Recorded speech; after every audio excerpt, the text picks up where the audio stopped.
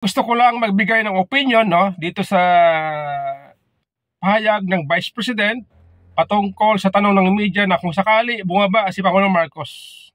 At sa naging response naman ni Attorney Claire Castro, Palace spokesperson, ito po ang sabi ni Vice President: Sara Duterte says ready to be president if Marcos Jr. resign.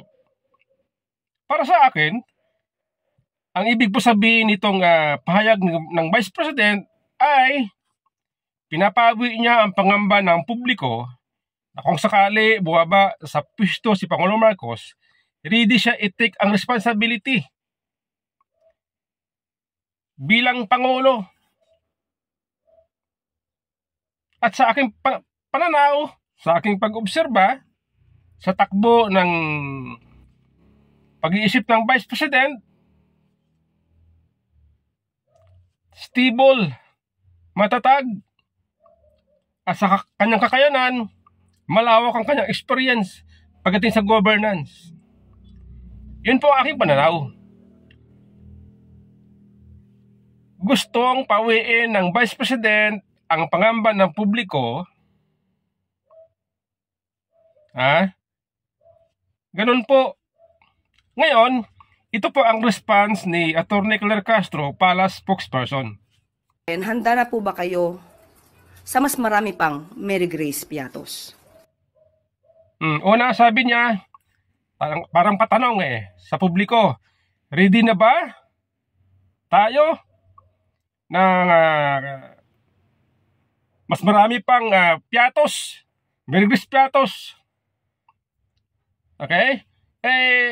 Para sa akin, yung salitang ganun, yun po ay atake.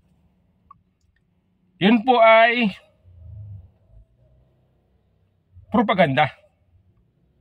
Bakit mo i-connect ang issue ng Mary Grace Piatos sa pagiging ready,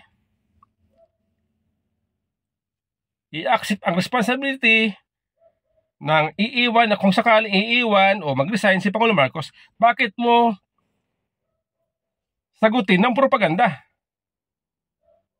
O ito pa, sabi niya, this is definitely a form of political destabilization. Yan pa po, sabi niya dito po sa sinabi ni Vice President na ready siya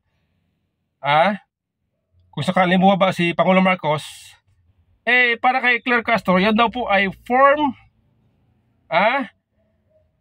ng destabilization. Dito po ako napaisip lalo.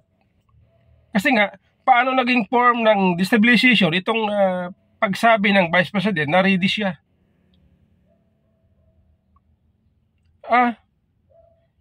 Paano naging form ng destabilization yun?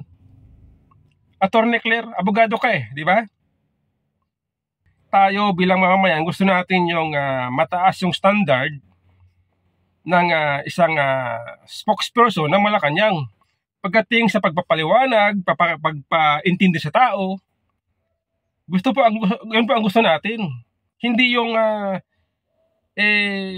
di ba nga, kung isipin natin sa sinabi ni Claire Castro, parang siya pa nga ang nagbibigay ng pangamba sa tao.